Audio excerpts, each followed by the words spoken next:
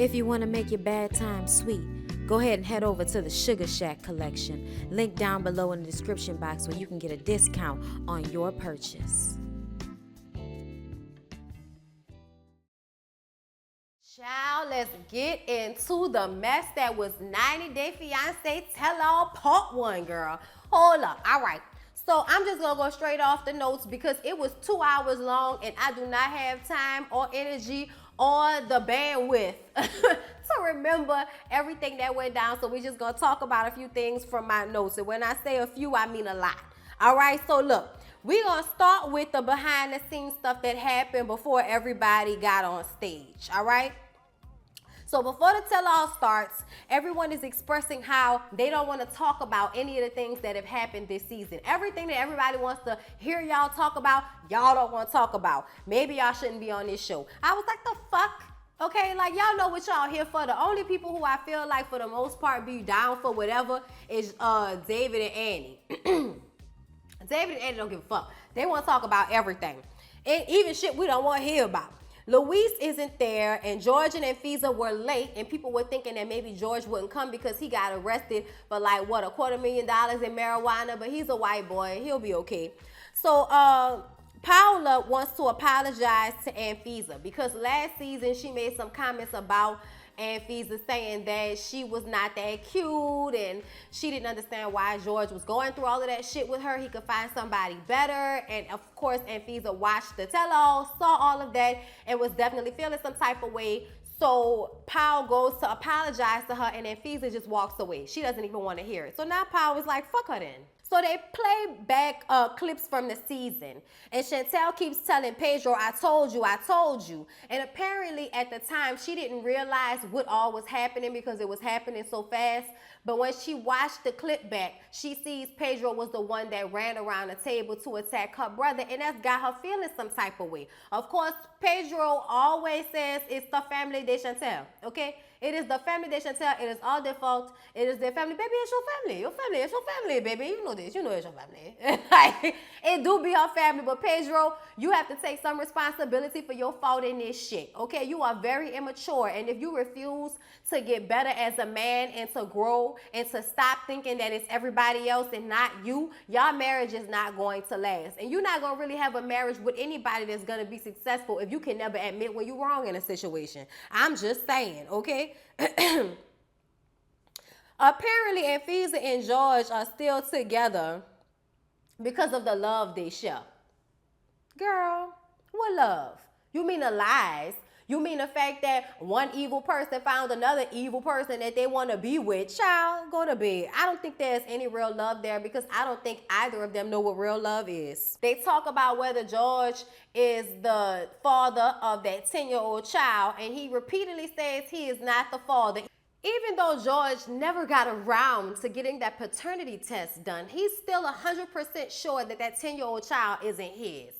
Y'all, I cannot deal with them. I really can't. Luis had been talking to Pedro and David the whole time he was going through his issues with Miley at her house, not talking to her. You know, we thinking he on the phone with all of these females, but really he was on the phone with David and Pedro. And the way Pedro threw David under the bus, because they was like, Pedro, we heard you were talking to Luis while everything was going on with Miley. He was like, yeah, and so was David. David, you were talking to him, right?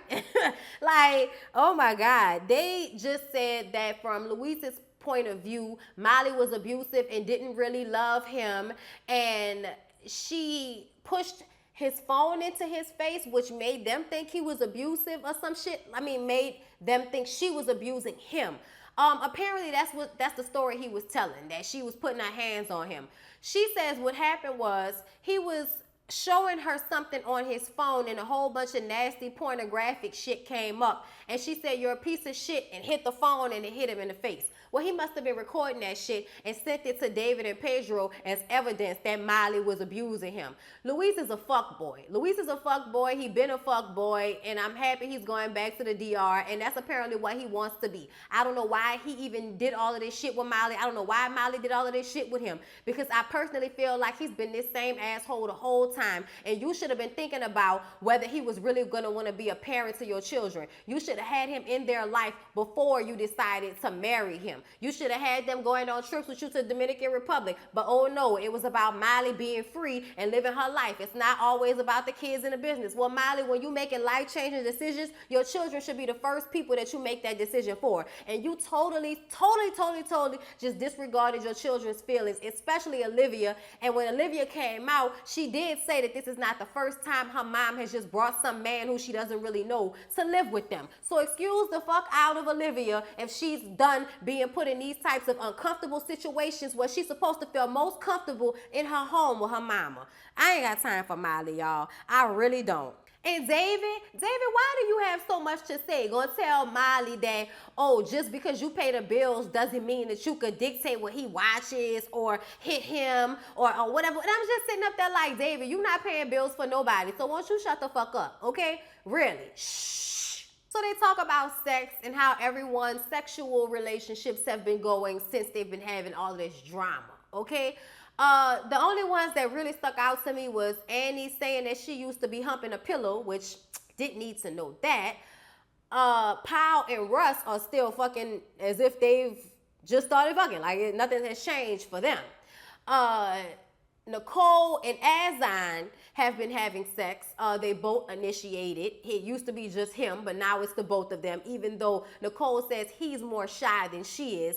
I'm not sure whatever the fuck that means, but y'all know we all feel like he don't really want to be with her and he don't really want to have sex with her. And anytime they having sex is because she wants to. I know we feel like that. I'm not necessarily sure that that's the truth, because just because she fat don't mean shit. I've told y'all, fat girls get fucked. So it's not like, you know, oh, that's like a teller. It's all about how he treats her and the things he said to her before about her weight that makes me feel like he may not find her attractive. You know what I'm saying?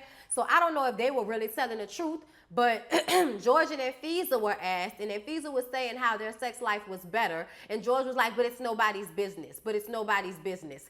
And Powell took the words out of my mouth. You signed up for a fucking reality show about your relationship with your wife, and now you want to tell us that it's nobody's business? What? George, shut up. Shut up, George. You work on my nerves, George. And even though beard saves lives, I don't want it to save yours. So we get into the family de Chantel, okay? And basically, they are still not in a good place because of this. They may have gotten past it after it initially happened, but having to rewatch it brings all of the feelings back. And basically, Chantel feels like she has defended Pedro to her family, but Pedro has never defended her to his family. And we've never seen him do that. He just says, whatever, baby, it's all your family. It's all the family de Chantel. That's all he can keep saying. He doesn't take any responsibility for it. And when they go on commercial break, he keeps telling her, you gonna remember when I'm gone. You're gonna remember when I'm gone. And she keeps saying, it's not fair, it's not fair. And I just kind of feel like, even though I think they're the only people that's probably really in love with one another on this show, I don't think they need to be together, because I don't think neither of them are mature enough to do what they need to do to make their relationship work, okay? I don't think that Pedro is going to stop giving away so much of their money to his family. I don't think that he's ever going to put Chantel first. And I don't think that Chantel is ever going to be able to stop running back to her family, telling them all her business whenever she feels like she needs somebody to be her ally. So Ephesa and George talk about him and the ex-girlfriend claiming that he's the father of her child. And he just keeps saying that all she wants is money. And they get her on the line. And she wants to know why they never reached out to her. They said they would, but they never did. And they ask her what she wants from him, and she says nothing. I don't want anything from him. And Ephesa is like, then why are you doing all this? She said, well, you're not a mother, so you can never understand. I'm not a mother, and I think I understand. He's on national television perpetrating some type of image. And as the woman who has had to make all of the sacrifices so that he can continue to be in denial and live his life, I'm sure she felt some type of way. And she wants it to be said and be put out there that he's a dog-ass dude who doesn't take care of his responsibilities, and nobody should be fans of his or looking up to him when he's out here, you know, living his life on television one way and then in reality being a total asshole who left his 10-year-old child destitute. He talking about she always was asking for money. She said, I asked for money one time years ago when I was still going through a rough patch. I asked him for money for food and he didn't even give it to me.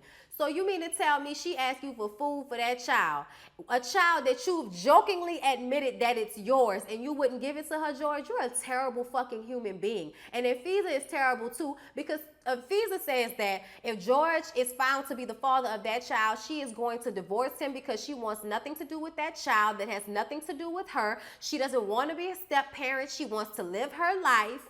And George says he doesn't blame her and he feels the same way. You know why you feel the same way, George? Because you're a fucked up human being and Fiza's a fucked up human being, and y'all find comfort in being with another person who is just as fucked up as you. That's why when y'all get into it, y'all don't mind throwing daggers and hitting low blows with one another, because y'all know that y'all are playing with somebody who can be just as fucked up right back to you. There's a comfort there, I'm sure. I don't like neither one of you two.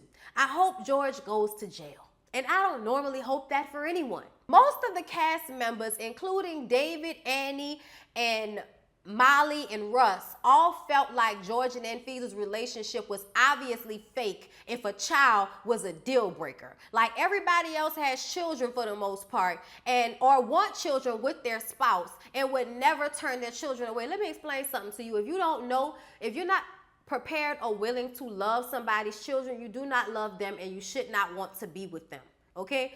I'm just telling you right now, that's what's real. When you love a person, you love all that comes along with them, and that means their children too. Even if the relationship is tenuous, if it's not a good relationship, you have to work on it, okay? You have to work on it, and you have to be willing to love their child the way they do if you really want to be in a relationship with them and think that it's going to work. Because ultimately, it's going to tear y'all apart if somebody wants to be in their child's life and wants to be there for their child, but their spouse is giving them issues and having a problem with it. Most men are weak and will let the pussy beat them down to the point where they don't want to be involved in their child's life. That's not the right way to be. And you shouldn't ask that of somebody, because it shows that you're a fucked up person to even ask that of them. So they get on Azan's relationship with the women, or the specific woman from Belarus that interfered with him getting his visa. And he says he doesn't know why they kept asking him about that relationship, because he's never received a lot of money from her. When he went and stayed with her, it was for like 2 or 3 months. And then he came back, and he hasn't really been flying all over the world like that with other women. It's not like it seems, but everybody else in the cast is looking at Azan like he's full of shit, because they've never been asked about previous relationships. And Powell says she's had a previous relationship with somebody from another country, and nobody ever asked her that. So I think David and a lot of people were insinuating that Azan might have either fucked up his interview on purpose or never really went to get an interview in the first place to get his visa, because he really doesn't want to marry Nicole. I forget the host's name, okay? But she asked Azan if he's still talking to the woman who he was sending the voice messages to that got Nicole all upset. And he was like laughing about the shit like it was funny. And she checked him on it. But he said that he doesn't remember the woman. He doesn't remember he was drunk. He's obviously lying. He's lying his ass off. He does remember. And he probably still talking to the bitch. The host asked Nicole, why is she still with him if she can't trust him? And she says because they had a conversation and she's happy with the conversation that they have. And I feel like she has basically allowed him to mind fuck her for the moment. She feels like if he can tell her what she wants to hear hard enough, then she can just let the shit go, and that's exactly what she did. But she can't trust him, and she knows it, and it's showing all over her face.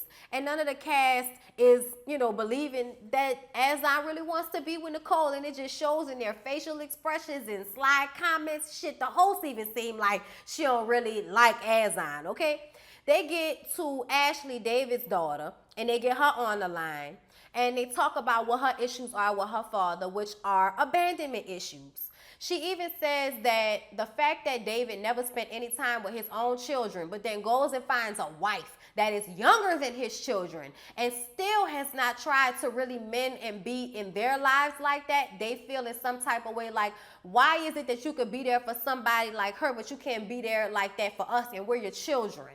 I don't know why, she feels like the age thing has something to do with it, but I know people normally feel like that when their parents get with somebody who's around their age and they have abandonment issues. It's like, are you trying to fucking replace me in some weird freak ass way? Like, what is going on right now?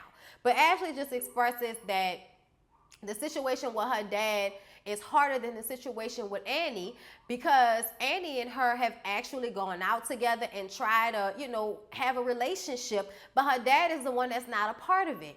And they get into how Ashley still believes that Annie was some type of escort and they met at some type of hoe bar. And the person who told her that was Chris's wife. And y'all already know that Chris's wife does not like David or Annie. So it could have been bullshit or it could have been the truth. But everybody else is like, what fucking difference does it make? What difference does it make? Why does it even matter? And Ashley was just, I guess, saying that to hurt Annie and to hurt her dad. And the dad is just like, I don't know why she keeps saying that. That's not true. It doesn't matter. Why are you still trying to devalue our relationship? But all in all, what it comes down to is they love each other, okay? They even play back this clip of Annie talking so much shit about Ashley to her mom about how she just breeds kids and how she got 3 different husbands and all of these kids and shit. And she was upset, but Annie was like, I mean, I feel bad that it hurt her, but it's the truth. And I'm like, well, it kind of is the truth, boo.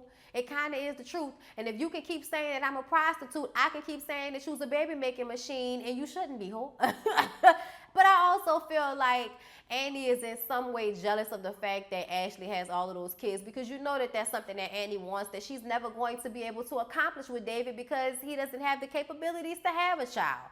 But still, Ashley appreciates her relationship with Annie, and there's love there. So, you know, everybody's crying. You know, David's like a fucking blobbering asshole all the time when it comes to stuff like this. I just don't like him, and when he breaks into tears, I have no sympathy whatsoever for him. So they're talking, right? And the producer is trying to get George to sit up. So Powell is like trying to get George's attention to show him the producers talking to him, and then Fiza gives Powell the finger, which erupts into an argument because it's like, bitch, why are you pointing your middle finger at me? I am talking to George. I am trying to tell him that somebody is trying to get his attention. Why are you pointing your middle finger at me? And then Fiza like, because you talk shit about me last season and you know I don't like you. And then she get up and rush over towards Powell, and Powell was like, bitch, I wish you would. I live 250, bitch. I'll wear your ass out, in so many words, okay? It's definitely some real beef between Powell and then Fiza right now, okay? When everyone goes on break to eat and Fiza and George ask for another room, which of course aggravates everybody else.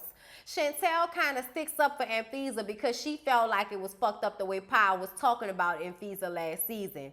David calls Louise over the phone because they're trying to see if he's gonna show up to the reunion, and he doesn't answer the phone. And just once again proving how much of a fuckboy Luis is. So they talk about Azan not working, and his reason behind not having a job was so he could be at Nicole's beck and call and he can talk to her whenever she needed him to talk. I'm like, really? That's the reason to not have a job? Everybody else is like, y'all stupid as hell. They don't believe that when Azan does marry Nicole that he's going to work. He says he's going to work like everybody else when he comes to America. But the story on the low is that Azan has a girlfriend in Morocco and just wants to marry Nicole so that he can get citizenship, divorce Nicole, and then bring his girlfriend from Morocco over and get her citizenship. I feel like that's too fucking long to wait. Like, they could have went about that another way.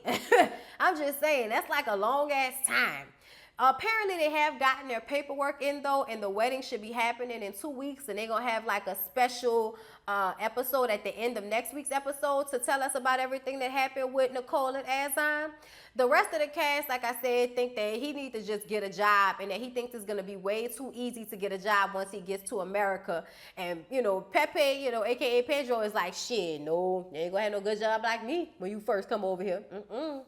So they get wine on the line, y'all. And once again, Powell completely pisses me off with the way she refuses to tell Wine how it is.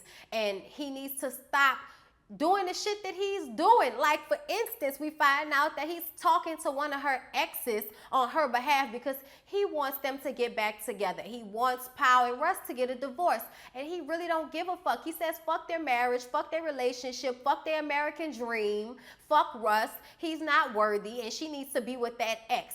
And Russ is like, when are you going to shut him down and put him in his place? And she's like, if I'm going to do that, I'm not going to do that here. I'm like, that's because she ain't going to never do it. Russ, you might as well move on like Maya, bro. I'm just telling you, because any woman that would let her friend disrespect you and disrespect y'all marriage like that doesn't really value you. And the fact that she was so ready to throw the fact that she's known him for 5 extra years over Russ, I felt like that was fucked up. It doesn't matter how long you've known him, Powell. Once you get married, that husband trumps everybody. Everybody. So they bring Olivia Miley's daughter out to ask her how she's been feeling about everything. And the host expresses the fact that at 18 years old, she had a lot of freedom to say what she expected from her mom when Louise came along. And basically, Olivia says that I'm tired of being the shoulder when these relationships don't work out, especially when she doesn't take the time to get to know them completely before she wants to move them into the house. She asked her if she's going to move back in the house with Molly, and she said she doesn't know because she's happy where she is and she doesn't want another man coming into the house. And apparently Molly is dating someone who is also much younger than her, and her daughter doesn't even want to get into it because, like she said, she doesn't want to be the shoulder to lean on when the shit don't work out. And if she's that exhausted by this type of scenario at 18, you know that she done been through this more than once. And I feel like Molly is never sorry for putting Olivia through this type of shit, all because she feels like, oh, well, finally I get to do something for me. And it's like, well, you kind of exhibit really selfish actions with the way you handle your relationships with men as it pertains to your relationship with your children. So I don't know what you've been doing this whole time, Molly, but I feel like you thinking, oh, I need to do something for myself means that you need to go to a fucking spa or go on a 2-day vacation somewhere nice for a little while. But that does not mean go and find a man and bring him back and make him live in the house with you and your teenage daughter who does not know this man, and you don't even know this man that well. You know what I'm saying? Like, I just feel like Molly is completely glazing over how traumatic this experience has been for Olivia. And you can just tell by the way that Olivia feels the need to take care of herself and not be somebody that her mom is dependent upon in that way. And that shows me that Molly shows herself too much to her children. There are some things that as a mother you need to keep away from your children because they only need to see you in one way for a while. And to have to take the responsibility of taking care of your mother the way I feel like Olivia is saying means that Molly has been fucking up. I really feel that way. Everything, I mean, I would almost want to ask Olivia, has any of Molly's boyfriends ever done anything to her the way she's reacted to the situation? You know what I'm saying? But she said she's not ready to move back in. And she 18. I don't think she ever will. I think she'll either go to college or get an apartment before she move back in with her mom. So they talk about George lying ass and how Anfisa doesn't trust him. And David says that Anfisa acts like she's better than everybody. And Powell says that George came to them with the bullshit in the first place about Anfisa because Anfisa was getting into how everybody ganged up on her last season. And Powell was like, you need to blame George because he was the one who was coming to all of us trying to get us to have sympathy for him so that we could join up and attack you, which is what we did. But you need to be mad at him too. You're sitting up there talking about how you love him when really, whenever one of y'all gets upset, y'all go at each other without any apprehension whatsoever for each other's feelings, which is really fucked up. Child, I don't know why, but Russ was trying to say something and Anfisa kept interrupting him, and he was like, stop fucking interrupting me. And then George rose up, and then the show was over, and we went to commercial break, y'all. So yeah, I think I covered it all for this first 2-hour tell-all. I kind of stuck to the things that I felt like really I feel like I kind of tried to stick to the things that really stuck out, but there will be another 2-hour episode next week where we'll talk about anything else that y'all think I missed or y'all want to hear my opinion on. Y'all comment down below and let me know. But that was 90 Day Fiance season 3 Happily Ever After Tell All Part 1. I hope y'all enjoyed it. Please don't forget to like, comment, and subscribe to my channel, and I'll see y'all next time.